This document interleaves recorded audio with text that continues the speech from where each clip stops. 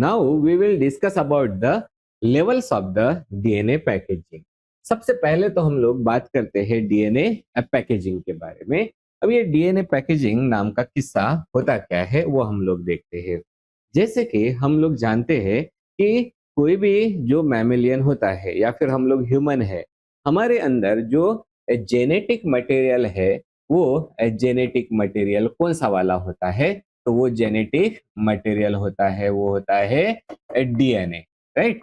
तो मैमल्स में genetic material कौन सा वाला है? डीएनए है।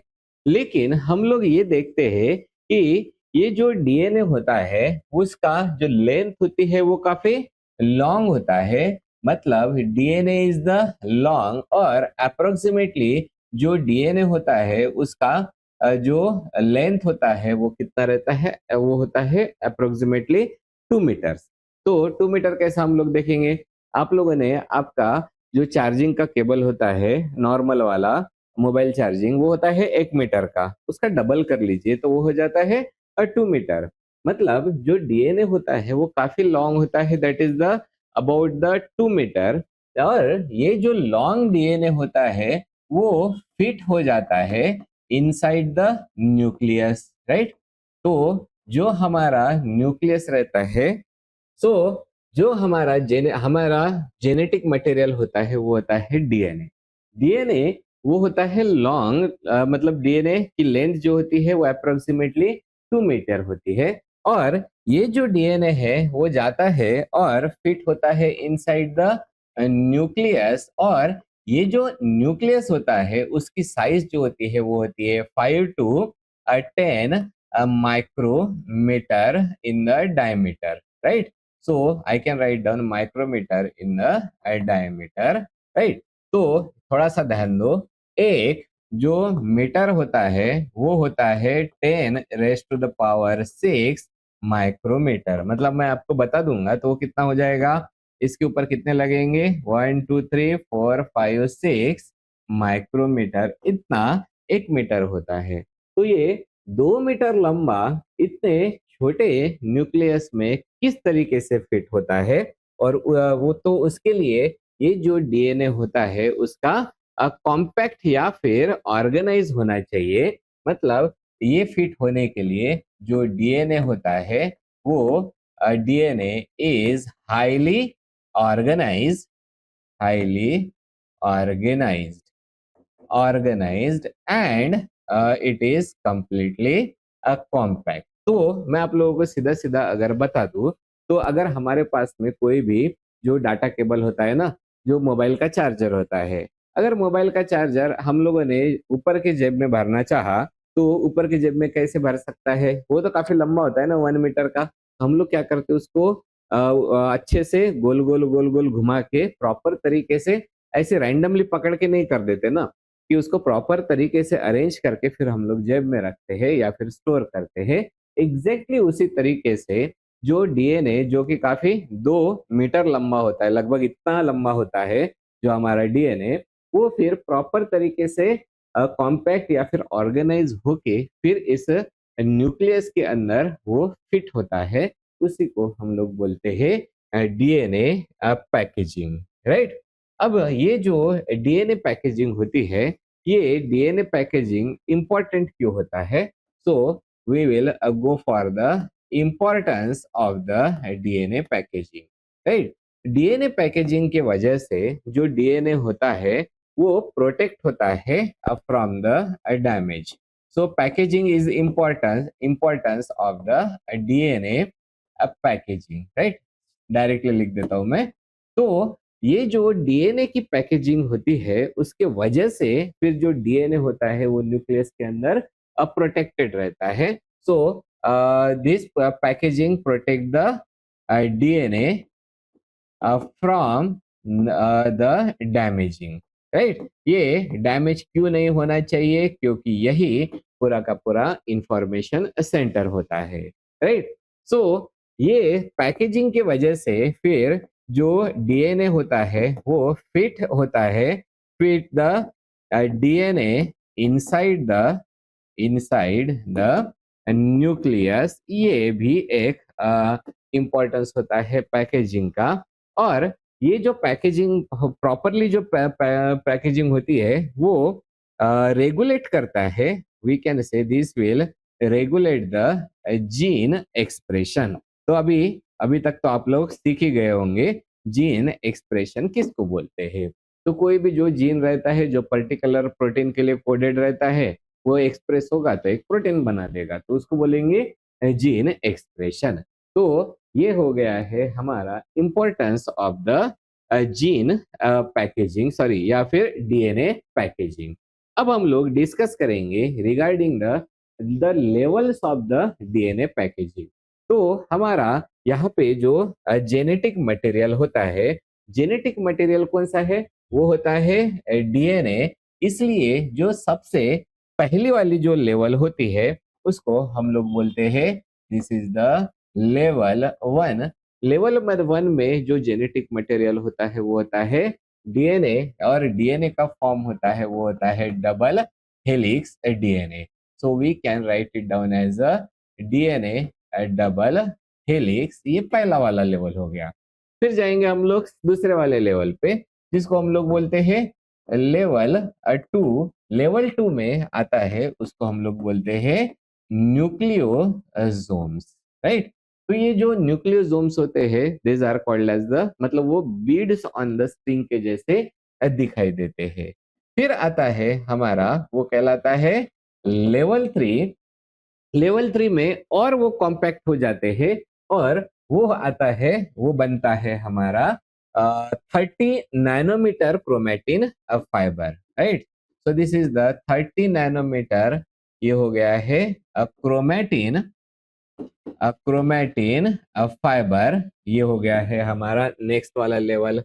फिर जो हमारा लेवल फोर होता है, राइट। लेवल फोर में जो डोमेन बनता है, मतलब क्रोमेटिन का और भी कॉम्प्लेक्स बनेगा और उसको हम लोग बोलते हैं लूप डोमेन। ओके, तो ये हो गया लूप डोमेन। उसके बाद में आता है हमारा लेवल फाइव। उसका और कॉम्प्लेक्स फॉर्म होता है और उसको हम लोग बोलते हैं condensed chromatin. Okay, so this is called as the condensed chromatin. और ये जो कंडेंस्ड क्रोमेटिन होते हैं वो और कंडेंस फॉर्म में कंडेंस होंगे और वो फॉर्म करेंगे जो लेवल सिक्स वाला होता है जिसको हम लोग बोलते हैं क्रोमोजोम, और वो भी क्रोमोजोम जिसको हम लोग मेटाफेज वाला क्रोमोजोम।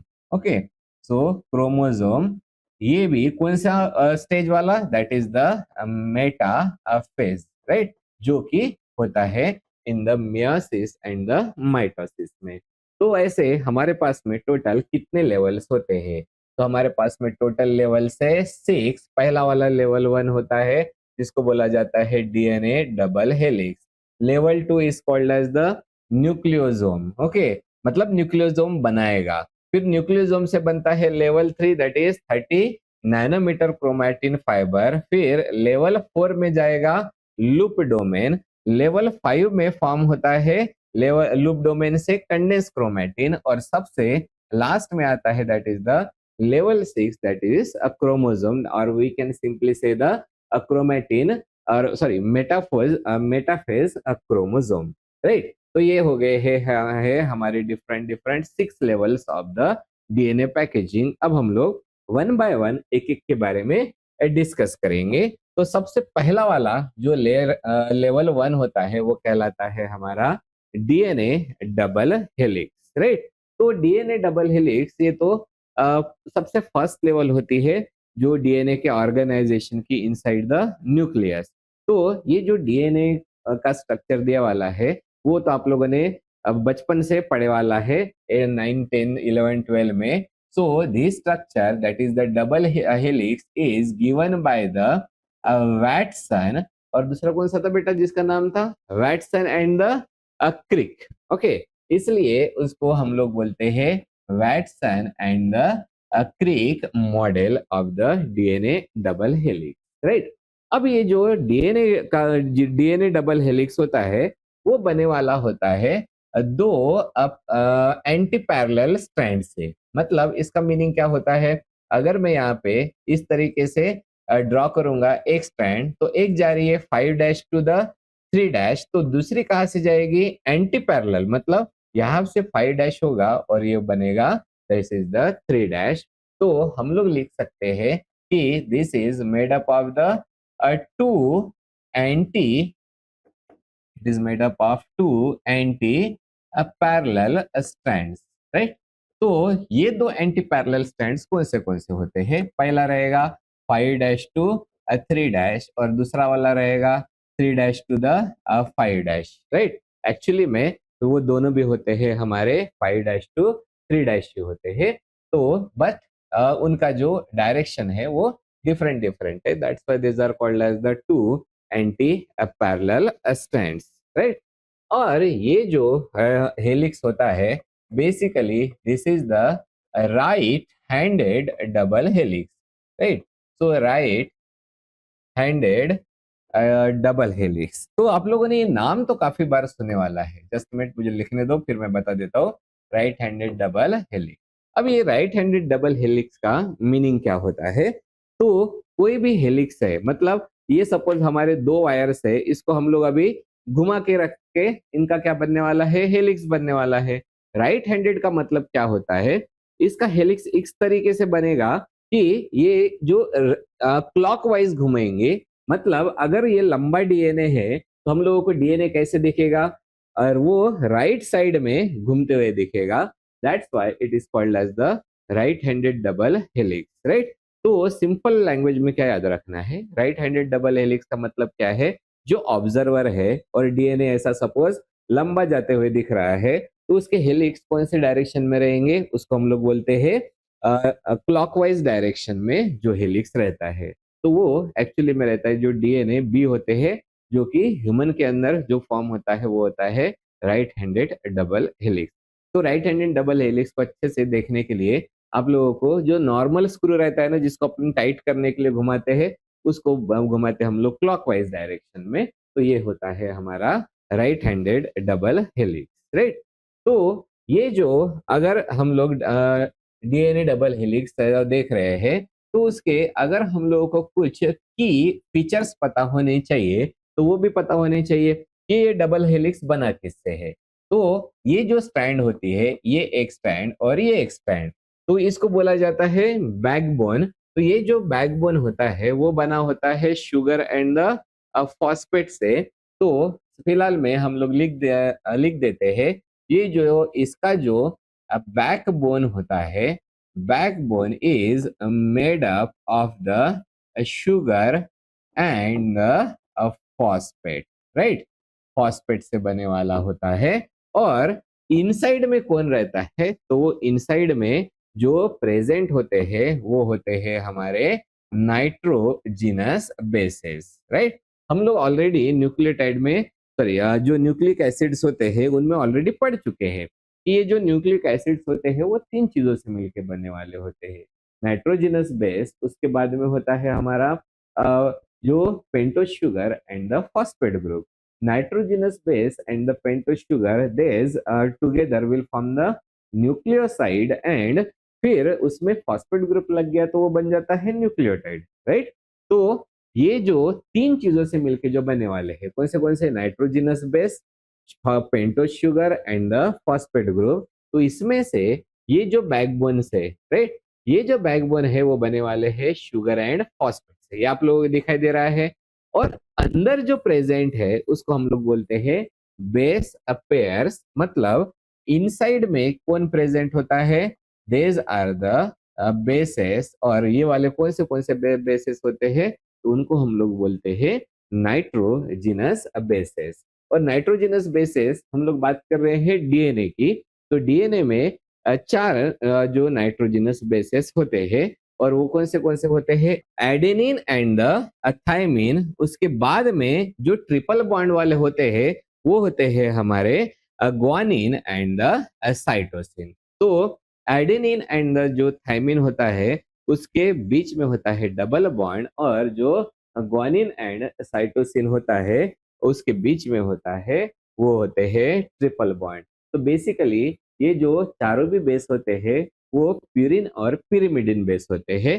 तो ये जो ए जी होते हैं वो कहलाते हैं प्यूरिन, और जो टी सी होते हैं वो होते हैं पायरिमिडिन बेंजीन, राइट। तो ये हो गया है हमारे फीचर्स ऑफ द डीएनए। फिर और एक तीसरी जो चीज आती है वो कहलाते हैं, इनमें आप लोगों को दिखाई दे रहे होंगे, ये वाला जो पार्ट होता है, ये आप लोगों को ऐसा बड़ा वाला दिखाई दे रहा है, ग्रूव, राइट। तो ये जो पार्ट होता है इसको हम लोग बोलते हैं, this is called as the major groove, और ये जो छोटा वाला होता है this is the minor groove. मतलब इसके फीचर्स में जाएंगे तो और दो चीजें आती है, कौन सी, major and the minor groove आते हैं। और ये जो मेजर एंड माइनर ग्रूव होते हैं, मैं पहले लिख देता हूँ, ये ग्रूव इसमें से मतलब दोनों भी टाइप के जो ग्रूव होते हैं वो रिस्पॉन्सिबल होते हैं फॉर द प्रोटीन बाइंडिंग के लिए। और कौन से वाले प्रोटीन बाइंडिंग, जो ट्रांसक्रिप्शन के लिए प्रोटीन की रिक्वायरमेंट्स होती है वो जाके बाइंड होते हैं इन पर्टिकुलर ग्रूव्स के साथ में।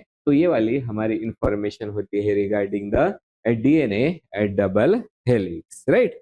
तो यहाँ पे हम लोगों ने कौन सी चीजें देखी है, बैकबोन, बेसेस, उसके बाद में major and the minor grooves, right.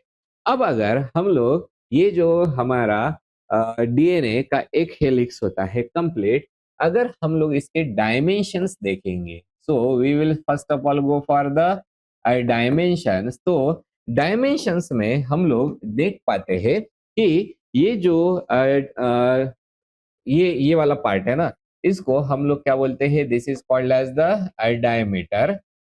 तो ये जो डायमीटर होता है डीएनए डबल हेलिक्स का, तो आई will write it down, diameter जो डीएनए डबल हेलिक्स का होता है वो होता है 2 नैनोमीटर का, राइट। उसके बाद में अगर हम लोग उसकी लेंथ देखेंगे पूरी की पूरी, वो लेंथ होती है, that is the approximately 2 metre.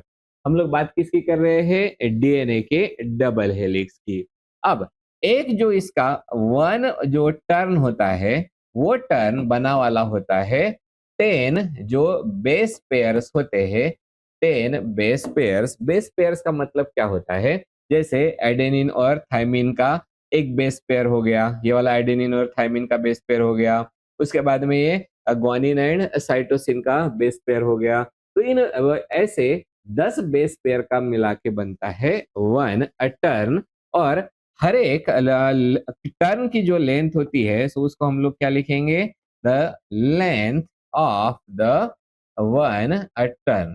तो हर एक जो लेंथ की जो हर एक जो टर्न की जो लेंथ होती है वो होती है 3.4 नैनोमीटर। तो ये कहलाते हैं हमारे dimensions of the DNA double helix, right. अब इसका अगर हम लोग स्पेशल फीचर्स देखेंगे, मतलब अगर इसके कुछ भी स्पेशल फीचर्स हम लोगों को देखने का होगा, तो ये याद रखना है कि ये जो डीएनए का डबल हेलिक्स होता है वो होता है निगेटिवली चार्ज। और निगेटिवली चार्ज किसके वजह से है, क्योंकि इसके पास में जो बैकबोन में है वो उसमें प्रेजेंट होते हैं sugar and the phosphate group. उसमें से जो फॉस्फेट ग्रुप होता है उसके वजह से ये होते हैं negatively charge, okay, due to the phosphate group, इसके वजह say that is PO4 minus. और ये हो गया इसका स्पेशल फीचर, राइट। अब ये जो डीएनए है, इस डीएनए की लेंथ कितनी है, 2 मीटर हम लोगों ने बोला था। और जो हमारा न्यूक्लियस होता है वो सिर्फ और सिर्फ न्यूक्लियस का जो डायमीटर है वो 5 to 10 माइक्रोमीटर होता है। तो इस लंबे से डीएनए को यहाँ पे डायरेक्टली तो भर नहीं सकते हैं, इसलिए अब उसको क्या करना पड़ेगा, कॉम्पैक्ट करना पड़ेगा। और वो कॉम्पैक्ट करने के लिए जो सेकंड वाली लेवल आती है, उस लेवल को हम लोग बोलते हैं न्यूक्लियोसोम फॉर्मेशन। तो अब क्या इसमें होने वाला क्या है, न्यूक्लियोसोम फॉर्मेशन में हमारे पास में है वो है डीएनए, राइट। डीएनए को हम लोग जैसे नॉर्मली हम लोगों ने देखा है ना कि अगर कोई धागा होता है लंबा सा, उस धागे को डायरेक्टली ऐसे हाथ में अगर ये कर लिया तो फिर उस वो अवेलेबल नहीं रहता फिर से एक बार लंबा होने के लिए, इसलिए उसकी प्रॉपर अरेंजमेंट करते हैं। तो हम लोग क्या करते हैं, ऐसा एक आधी चीज लेते हैं और उसके सराउंडिंग में उसको लपेट देते हैं। वैसा ही जो डीएनए है उसको लपेटा जाएगा किसी न किसी चीज के सराउंडिंग में, और हमारे बॉडी में ऐसे कोई भी चीज नहीं होती है, तो वो होते हैं पर्टिकुलर प्रोटीन जिनको हम लोग बोला जाता है this is the histone protein, right. तो सबसे पहले डीएनए और हिस्टोन जो प्रोटीन होता है, मतलब ये जो हमारा डीएनए है और ये हिस्टोन प्रोटीन है, तो डीएनए लपेट दिया गया है surrounding the this histone protein, जिसको हम लोग बोलते हैं it is called as the nucleosome, right. अब ये देखना है हम लोगों को कि ये जो न्यूक्लियोसोम होता है, ये न्यूक्लियोसोम होता क्या है।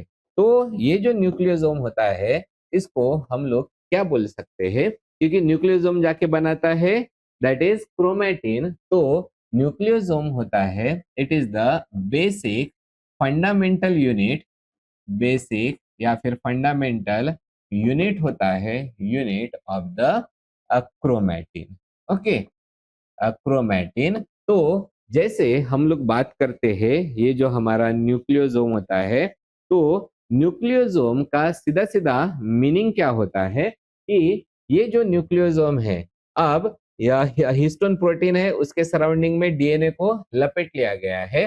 तो अब ये कैसे दिखेगा, ये डीएनए है, ये वाला हिस्टोन प्रोटीन के सराउंडिंग में लपेटा गया है, फिर से लपेटा गया है, फिर से लपेटा गया है।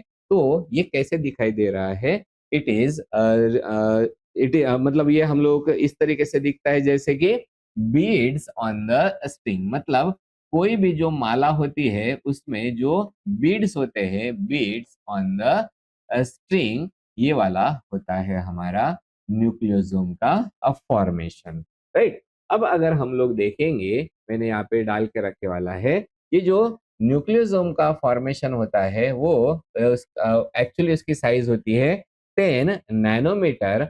इसलिए ये जो क्रोमैटिन बने वाला है, राइट, मतलब ये अभी न्यूक्लियोसोम एक हो गया, वो होता है हमारा न्यूक्लियोसोम। किधर गया है, मुझे दिखाने का था, ओके, जैसे यहाँ पे आ गया। ये जो पहला वाला पार्ट है, मैं थोड़ा सा इसको ये कर देता हूँ, sorry, I think now it's visible, right. यहाँ पे देखो, एक जो हिस्टोन प्रोटीन है, इसके सराउंडिंग में कौन आ गया है, डीएनए, तो वो कौन बन गया, एक न्यूक्लियोसोम, राइट। तो ये जो न्यूक्लियोसोम होता है, ये न्यूक्लियोसोम की जो साइज होती है वो कितनी होती है, that is the 10 nanometer approximately. तो ये जो न्यूक्लियोसोम एक दूसरे के साथ में जुड़े वाले हैं, तो एक माला, सीधी माला बने वाली है, तो सीधी माला का साइज कितना होता है, दैट इज द 10 नैनोमीटर। फिर ये जाके फिर से एक साथ में और कॉम्पैक्ट होंगे और ये बना देंगे 30 नैनोमीटर का, ओके। तो वो हम लोग अभी देख लेते हैं। तो मैंने यहाँ पे जो निकाल के रखे वाला है, ये हो गया है हमारा न्यूक्लियोसोम, और ये बनाता है जो 10 जो नैनोमीटर होता है उसकी ये साइज होती है, that is the diameter, right. तो इसी को यहाँ पे जैसे देख रहे हैं, वो ये जैसे हम लोगों को दिखाई दे रहा है, these are the beads on the string nucleosome array, right। तो ये वाला हो गया है basic, that is nucleosome which is the basic unit of the chromatin, right. अब हम लोगों को ये जो हिस्टोन प्रोटीन होता है इसके बारे में भी देखना पड़ेगा, तो we will discuss about the histone protein. अब ये जो हिस्टोन प्रोटीन होता है वो बेसिकली बने वाला होता है हमारे चार सॉरी, मतलब 8 पार्ट से बना होता है, जिसकी वजह से उसको हम लोग बोलते हैं ऑक्टेमर। जैसे आप लोगों को दिखाई दे रहा है, ऊपर के 4 हो गए और नीचे के 4 हो गए, तो टोटल कितने हो गए, 8 पार्ट से बना होता है। और हिस्टोन प्रोटीन मतलब एक्चुअली कौन सा होता है, this is the octamer. Octamer का मतलब ये बना होता है 8 प्रोटीन के पार्ट से मिलके बने वाला है। अब ये कौन से 8 प्रोटीन के पार्ट है, पहला जो आपको दिखाई दे रहा है उसमें 2 होते हैं H2B, राइट। दो होते हैं, वो होते हैं H2A, राइट। उसके बाद में दो होते हैं H3 प्रोटीन एंड दो होते हैं H4 प्रोटीन, और इन सब का कंबाइन होके मिला के बनता है, वो होता है हमारा octamer. So histone protein is a octamer. और इस ऑक्टेमर के सराउंडिंग में फिर ये जो डीएनए होता है वो जाके वाइंड अप होता है और बन जाता है beads on the string which are called as the nucleosomes, right. अब यहाँ पे हम लोग देखते हैं कि ये जो डीएनए है, डीएनए किसके सराउंडिंग में जाके लपेटा जा रहा है, वो होता है हमारा हिस्टोन प्रोटीन। तो मैंने सपोज ये वाला हिस्टोन प्रोटीन निकाल लिया और दूसरा वाला निकालेंगे, हम लोग इसको बोलते हैं डीएनए। ये अभी इसके सराउंडिंग में लपेटा जाएगा, तो ये एक हमारा बेसिक यूनिट बन गया है न्यूक्लियोसोम। तो अब ये यहाँ पे है, ये तो डीएनए का एक पार्ट है जो सीधा है, एक पार्ट होता है वो जो वाइंड अप होए वाला है। तो डीएनए का कितना पार्ट होता है जो हिस्टोन के प्रोटीन के सराउंडिंग में वाइंड अप होता है, वो हम लोग देखते हैं। तो part of the DNA, part of the DNA which is wrapped around the histone protein, तो ये अप्रोक्सीमेटली होता है 146 बेस पेयर से, या फिर मतलब या फिर 147 जो बेस पेयर होता है उससे अब मिलके बने वाला होता है। ये मतलब जिस जो कि वाइंड हुए वाला है उतना पार्ट कितने बेस पेयर का होता है, तो वो होता है 146 बेस पेयर का। और अगर मैं यहाँ पे दूसरा ऐड कर देता हूँ, ठीक है, ये भी हमारा दूसरा वाला प्रोटीन हो गया। अब इसके भी सराउंडिंग में ये आए, सॉरी, अब इसके भी सराउंडिंग में ये आएगा और ये गोल गोल घूमेगा। तो इस पार्ट को दो हिस्टोन प्रोटीन वाले पार्ट को जोड़ने वाला जो होता है वो कहलाता है हमारा लिंकर डीएनए, ठीक है। तो ये जो लिंकर डीएनए होता है वो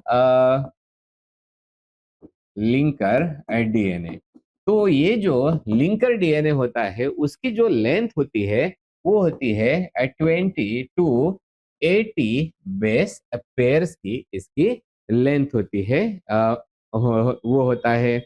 और उसके बाद में अगर हम लोग दूसरा वाला एक प्रोटीन होता है जिसको हम लोग बोलते हैं हिस्टोन H1, राइट। तो ये जो हिस्टोन H1 होता है वो जो ऐसा प्रोटीन होता है, जस्ट अ मिनट, ये जो हिस्टोन H1 होता है this is the linker histone protein, right. So ये जो लिंकर हिस्टोन प्रोटीन है, ये linker histone protein this is responsible for the linking of the two parts. तो जैसे हम लोगों ने यहाँ पे देख के रखे वाला है, ये जो हमारा H1 हिस्टोन होता है, ये H1 हिस्टोन काफी इंपॉर्टेंट रहने वाला है जब अब ये 10 नैनोमीटर से बढ़ के जाएगा और बनाएगा, वो होता है हमारा 30 नैनोमीटर, राइट। तो फाइनली अगर हम लोग देखेंगे कि ये जो न्यूक्लियोसोम फॉर्मेशन होता है, तो इसका सिंपली अगर हम लोग अपीयरेंस देखते हैं तो अपीयरेंस कैसा होता है, this is the beads on the string का आप लोगों को ये अपीयरेंस दिखेगा। और इसकी साइज कितनी है, इट इज द 10 नैनोमीटर की इसकी साइज होती है। ओके, तो इसका फंक्शन क्या हो गया न्यूक्लियोसोम का, इसमें डीएनए कॉम्पैक्शन हो चुका है। उसके बाद में अगर हम लोग देखते हैं कि ये प्रोटेक्ट करेगा डीएनए के लिए, तो ये वाला होता है हमारा लेवल 2। उसके बाद में हम लोग जाएंगे that is the level 3 of the nucleosome formation, right. अब इस लेवल 3 में होता क्या है वो हम लोग देखते हैं। Nucleosome, we will start again. जो नेक्स्ट जो हमारा लेवल होता है, पहला वाला लेवल कौन सा था, डीएनए डबल हेलिक्स। दूसरा वाला न्यूक्लियोसोम। अब ये न्यूक्लियोसोम भी क्या होगा, वो फिर से कंबाइन होगा और ये जो है वो फॉर्म करेगा that is the 30 nanometre chromatin fibre, right. तो यहाँ पे हो क्या रहा है, जो हमारा जो न्यूक्लियोसोम होता है, तो मैं लिख देता हूँ, this is the nucleosome. This nucleosome, this will further, इसको हम लोग क्या बोलेंगे, this will further get compaction. तो इसका फर्दर कॉम्पैक्शन होगा, और फर्दर कॉम्पैक्शन होके वो बना देता है जो 30 नैनोमीटर का जो क्रोमैटिन होता है, उसको ये फॉर्म कर देता है। ओके, अब हम लोग या इसको बोलते हैं 30 नैनोमीटर क्रोमैटिन फाइबर। ओके, सो 30 नैनोमीटर क्रोमैटिन फाइबर है, उसको फॉर्म कर देगा। अब ये होता कैसा है वो हम लोग देखते हैं। तो इसमें जो H1 हिस्टोन था, राइट, इसका नाम है हमारा H1 हिस्टोन। बेटा H1 हिस्टोन अभी अभी बताया था, H1 हिस्टोन कौन सा वाला है, this is the linker protein होता है, राइट। तो ये जो H1 हिस्टोन होता है वो हेल्प करता है जो नेबरिंग न्यूक्लियोसोम्स होते हैं, नेबरिंग नेबरिंग आपस आपस के जो पास पास के जो न्यूक्लियोसोम्स होते हैं, so help the neighbouring nucleosomes, क्योंकि पैकेजिंग किसकी होने वाली है, न्यूक्लियोसोम्स की। तो जो नेबरिंग न्यूक्लियोसोम्स होते हैं उनको पैक एक साथ में करना है, तो टू पैक टुगेदर, ये हेल्प करता है, that is the H1 histone. अब ये अगर ऐसा होता है, एक साथ में अगर ये पैक होते हैं, तब ये क्या फॉर्म कर रहे हैं, ये फॉर्म कर रहे हैं क्रोमैटिन फाइबर फॉर्म करते हैं। That means we can say this will form the fiber, and that fiber is called as the chromatin fiber. Chromatin जो फाइबर होता है, और जो कि इसकी साइज होती है 30 नैनोमीटर की। तो देखो बेटा, यहाँ पे क्या है, जैसे ये न्यूक्लियोसोम है, ये न्यूक्लियोसोम के पास में यहाँ पे कौन लगे वाला है, वो होता है हमारा H1 हिस्टोन। तो ये जो H1 हिस्टोन होते हैं, जो हर एक न्यूक्लियोसोम के पास में होते हैं, वो आपस में एक दूसरे को जोड़ने के जो मतलब जोड़ने में एक दूसरे को हेल्प कर देते हैं। तो यहाँ से ये बन जाता है हमारा क्रोमैटिन फाइबर, जिसकी जो साइज होती है वो साइज होती है 30 नैनोमीटर, राइट। अब ये जो 30 नैनोमीटर के जो क्रोमैटिन फाइबर्स होते हैं, उसके दो मॉडल्स होते हैं। So we can say the two models of the 30 nanometer chromatin fiber, right. तो इसके दो मॉडल्स कौन से हैं, उनके बारे में भी देख लेंगे। तो ये जो जिसको हम लोग बोलते हैं ना कि न्यूक्लियोसोम मतलब बीड्स ऑन द स्ट्रिंग, हमारी एक माला है। अब माला को कैसे कॉम्पैक्ट किया जाता है, तो पहला जो तरीका होता है उसको बोला जाता है, this is called as the solenoid model. तो फर्स्ट वाला जो है, this is the solenoid model. अब ये सिंपल सा जो सोलेनॉइड मॉडल होता है, इसका मीनिंग क्या होता है कि इसमें जो न्यूक्लियोसोम्स होते हैं, मतलब ये हो गया है हमारा एक न्यूक्लियोसोम, ये हो गया दूसरा न्यूक्लियोसोम, राइट। तो ये फॉर्म करते हैं द सोलेनॉइड, मतलब सोलेनॉइड मतलब ये वाला, इस टाइप से ये जो होते हैं वो फॉर्म होना चालू कर देते हैं, एक दूसरे के साथ में ये कॉम्पैक्शन कर देते हैं। तो इसको हम लोग बोलते हैं सोलेनॉइड मॉडल। तो आप लोगों को दिखाई दे रहा होगा, ये ऐसे गए, फिर इधर से घूम के आया, राइट, फिर इससे ये इस टाइप से गया। मैं अच्छे से इसको बता देता हूँ। तो ये वाला हो गया डॉटेड डॉटेड, फिर ये सामने से आ गया, राइट। उसके बाद में फिर से ये अंदर से क्या हो जाएगा, डॉटेड डॉटेड हो गया, फिर से ये सामने से आ जाएगा, फिर से डॉटेड हो गए, फिर से सामने आ गया। This is called as the solenoid model. और इस सोलेनॉइड मॉडल में एक्चुअली में होता क्या है कि यहाँ पे जो न्यूक्लियोसोम्स होते हैं, that they is arranged in the helical pattern. So I will write it down here. The nucleosomes are arranged are arranged in the helical pattern. तो ये एक होता है हमारा सोलेनॉइड मॉडल। दूसरा जो मॉडल होता है उसको हम लोग बोलते हैं जिगजैग मॉडल, राइट। तो this is the zigzag model. तो ये तो तुम लोगों को वर्ड भी पता है और आप लोग इसको आसानी से बता सकते हो। तो यहाँ पे जैसे पहला ये हो गया, बाद में दूसरे के साथ में जोड़ा, फिर तीसरा, इस टाइप से जो न्यूक्लियोसोम्स होते हैं are arranged in the zigzag pattern. So इसको भी लिख देते हैं, these are the nucleosomes are arranged. और किस तरीके से अरेंज हुए वाले हैं? these are arranged in the zigzag pattern में ये अरेंज हुए वाले हैं। तो इसको बोला जाता है हमारा, that is the level 3, right. उसके बाद में जो नेक्स्ट वाला लेवल आता है उसको, उसका नाम है, this is the level 4, that is the loop domain formation, right. तो इसमें पहले कौन सा था हमारे पास में? जो 30 नैनोमीटर के जो क्रोमेटिन फाइबर थे, राइट। ये जो 30 नैनोमीटर के जो क्रोमेटिन फाइबर्स होते हैं, ये क्रोमेटिन जो फाइबर्स है, अब ये फिर से इनका हो जाएगा कॉम्पैक्शन, और ये कॉम्पैक्शन होके ये फॉर्म कराते हैं जिसको हम लोग बोलेंगे लूप डोमेन, राइट।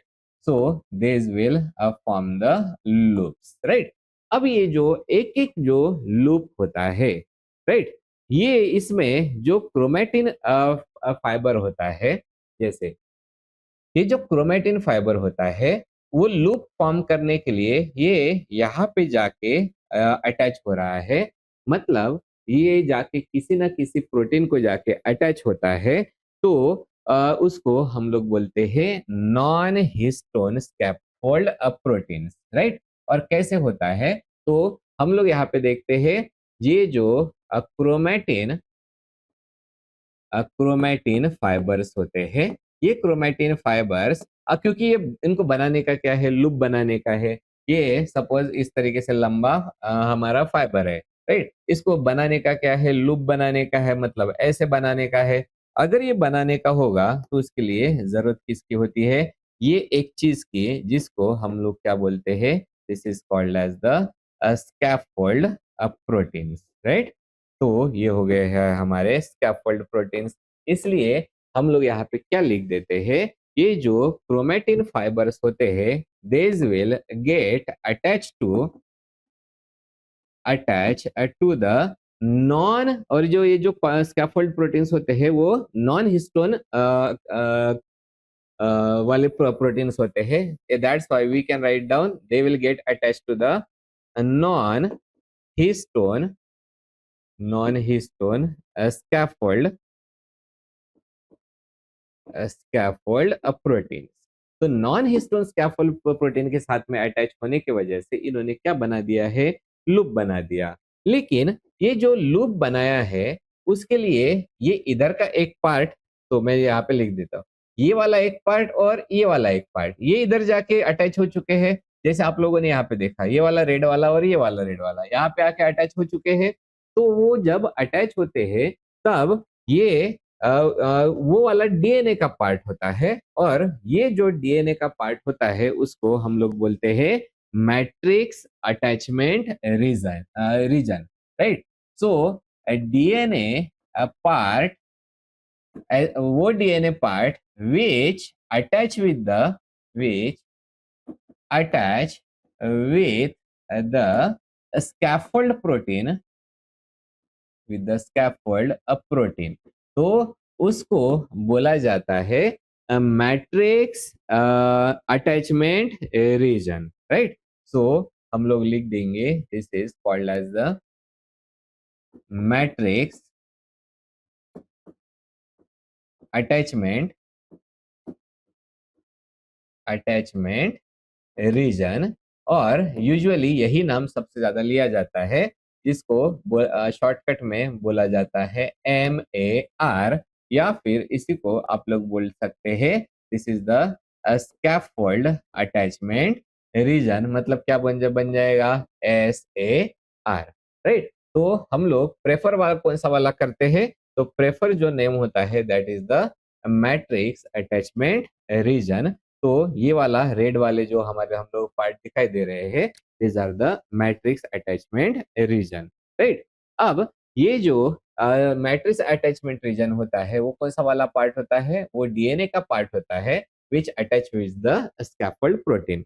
अब ये अटैच हो गया, मतलब हमारे पास में जो एक लूप था, पहले मैंने ये लूप ड्रॉ कर लिया था, ये हो गया है हमारा एक क्रोमैटिन, राइट। इस क्रोमैटिन के पास में ये दो रीजन होते हैं, उसको बोलते हैं हम लोग मैट्रिक्स अटैचमेंट रीजन। ये जो रीजन है वो एक साथ में कंबाइन हुए और वो जाके अटैच हो गए टू द स्कैफोल्ड प्रोटीन के साथ में। ये जो जा गए और यहाँ पे जाके अटैच हुए स्कैफोल्ड प्रोटीन के साथ में। तो उन्होंने जो फॉर्म किया वाला है इसको हम लोग क्या बोलेंगे, ये वाला कहलाता है हमारा लूप फॉर्मेशन। तो लूप जो बना है वो लूप बने वाला है डीएनए के सेगमेंट से ही। तो जो हर एक जो लूप होता है उसमें हम लोग देखते हैं कि अप्रोक्सीमेटली जो 50,000 या फिर ये बने वाले होते हैं 100,000 जो बेस पेयर्स होते हैं, इनसे बने वाला होता है। these are the loop domain of formation, that is the these are the loop domain formation, right। अब यहाँ पे इसका काम क्या होता है कि ये जो क्रोमेटिन है उनको प्रॉपरली ऑर्गेनाइज किया गया है। हर एक लूप में उनके पर्टिकुलर जो होते हैं वो जीन्स भी होते हैं, तो ये हेल्प करता है जीन रेगुलेशन के लिए, राइट। तो ये हो गया है हमारा फोर्थ वाला लेवल। नेक्स्ट जो आता है that is the fifth level, जिसको हम लोग बोलते हैं कंडेंस क्रोमैटिन, राइट। अब ये जो कंडेंस क्रोमैटिन होता है वो होता है इसमें कंडेंस क्रोमैटिन कैसा फॉर्म होता है, हमारे पास में कौन बने वाला था, जो सबसे इसके पहले का वो था हमारा लूप जो डोमेन है। लूप डोमेन फर्दर हो जाएगा कंडेंस्ड कंडेंस और वो फॉर्म कर देता है जिसको हम लोग बोलते हैं कंडेंस्ड क्रोमैटिन, राइट। अब ये जो कंडेंस क्रोमैटिन है वो कंडेंस क्रोमैटिन बेसिकली हमारे होते हैं दो टाइप के कंडेंस क्रोमैटिन होते हैं। एक जो कंडेंस क्रोमैटिन होता है उस वो कहलाता है हमारा first one, it is called as the euchromatin, euchromatin. और जो दूसरा होता है उसको हम लोग बोलते हैं it is called as the hetero chromatin.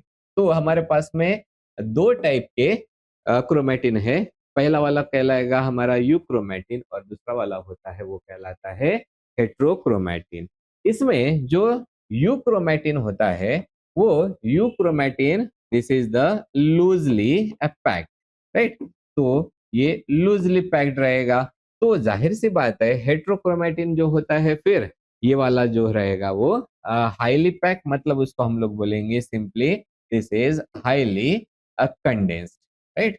This is highly condensed form में होता है। तो आप लोगों को ये जो पार्ट दिखाई दे रहा है क्रोमैटिन का, ये वाला होता है हमारा this is the you chromatin वाला पार्ट हो गया है और ये लूजली पैक है। और ये वाला जो पार्ट है this part is the heterochromatin. अब ये जो हेट्रोक्रोमैटिन होता है वो हाईली कंडेंस फॉर्म होता है, राइट। अब ये याद रखना है ये जो यू क्रोमैटिन है वो एक्टिव रहता है for the transcription, right. So I can write it down as it is ट्रांसक्रिप्टली,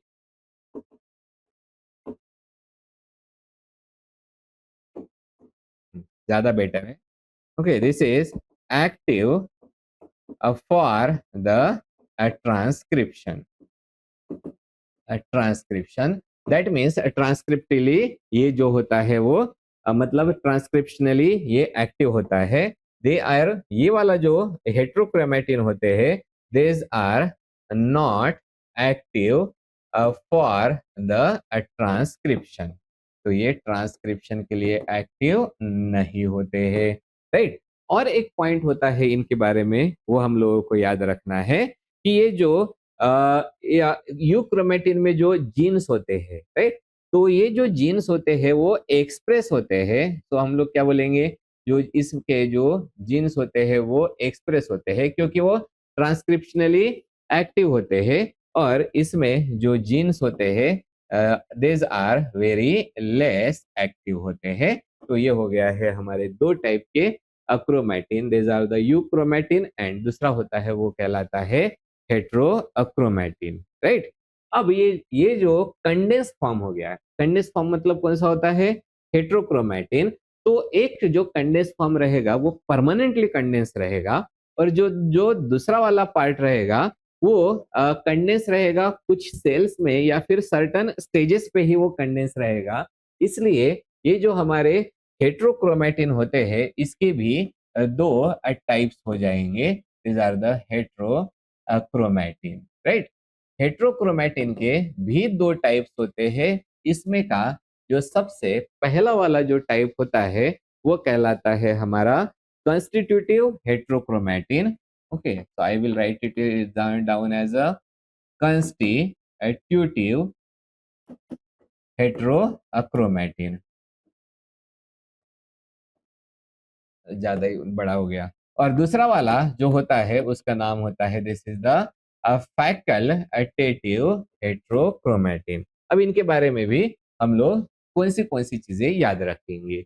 जो कंस्टिट्यूटिव हेट्रोक्रोमैटिन होता है वो परमानेंटली कंडेंस होता है। So these are the permanently condense form होता है, राइट। और ये इसलिए ये जो होते हैं देज आर फाउंड, मतलब ये कहाँ पे पाए जाते हैं, सो वी कैन से these are found at the, ये जो हमारे टेलोमेयर्स होते हैं या फिर जो सेंट्रोमेयर्स होते हैं जो हम लोग क्रोमोसोम में देखने वाले हैं, तो these are found at the, ये होते हैं सेंट्रोमेयर्स में, या फिर जो टेलोमेयर होते हैं मेयर, इनमें ये पाए जाते हैं। These are the permanently condense form. और दूसरा होता है वो कहलाता है हमारा फैकल्टेटिव हेट्रोक्रोमैटिन। तो ये जो होता है वो कंडेंस होता है, मतलब ये भी कंडेंस फॉर्म ही है। तो कंडेंस फॉर्म होता है क्रोमैटिन का, कंडेंस इन द सर्टन जो सेल्स होते हैं और द स्टेजेस होते हैं, इसमें जो होता है वो होता है हमारा फैकल्टेटिव जो हेट्रोक्रोमैटिन होता है। ओके, तो जैसे अगर हम लोग इसका एग्जांपल देखेंगे, तो एग्जांपल मुझे एक बार देखने दो। Example is the inactive X chromosome, जिसको हम लोग बोलते हैं Barr body, right. So I will write it down as a inactive X chromosome, inactive X chromosome जिसी को हम लोग बोलते हैं this is the Barr body हो गया है। तो ये होता है हमारा कंडेंस क्रोमैटिन का फॉर्म। और सबसे लास्ट वाला जो आता है वो कहलाता है हमारा मेटाफेजिक क्रोमोसोम। अब ये जो हमारा मेटाफेजिक क्रोमोसोम होता है, ये this is called as the highest जो लेवल होता है, highest level of the DNA packaging. Okay, तो डीएनए पैकेजिंग का ये हाईएस्ट लेवल हो गया, और वो दिखाई देता है इस तरीके से, जिसको हम लोग बोलते हैं मेटाफेजिक क्रोमोसोम। और ये जो मेटाफेजिक क्रोमोसोम होता है ये हम लोगों को कौन से स्टेज में मिलता है, मेटाफेज दोनों भी इसमें आता है, मियोसिस होता है एंड माइटोसिस। तो this is occur in the meiosis and जो दूसरा होता है वो कहलाता है हमारा माइटोसिस। माइटोसिस में डिप्लॉइड में कन्वर्ट होते हैं, मियोसिस में जो डिप्लॉइड होते हैं वो हैप्लॉइड में कन्वर्ट होते हैं। तो ये होता है हमारा जिसको हम लोग बोलते हैं हाईएस्ट फॉर्म, मतलब ये हाईएस्ट कंडेंस फॉर्म होगा।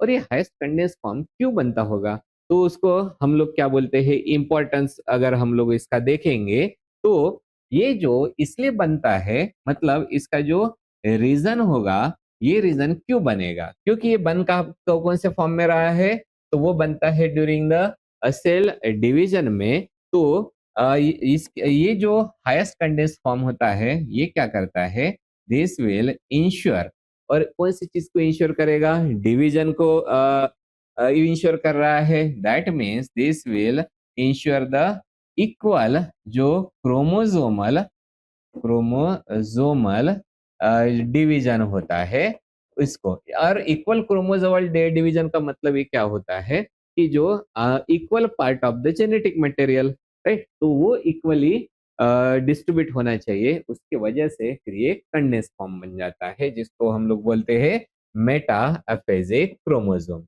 अब ये जो मेटाफेजिक क्रोमोसोम्स होते हैं उसके डिफरेंट डिफरेंट मतलब उसके अगर हम लोग देखेंगे कि स्ट्रक्चर, तो इसके स्ट्रक्चर में कौन सी चीजें होती है वो देखते हैं।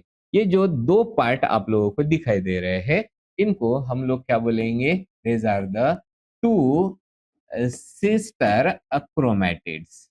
ओके, तो ये कहलाते हैं टू सिस्टर क्रोमैटिड्स होते हैं।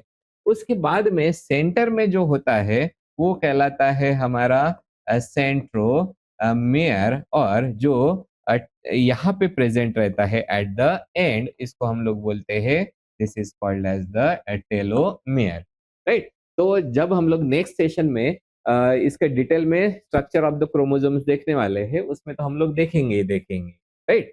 अब यहाँ पे ये जो दो पार्ट है, इधर जो छोटा वाला और इधर वाला जो बड़ा वाला पार्ट है क्रोमोसोम का, उसको दो आर्म्स बोला जाता है। पहली जो आर्म है उसको बोला जाता है पी आर्म।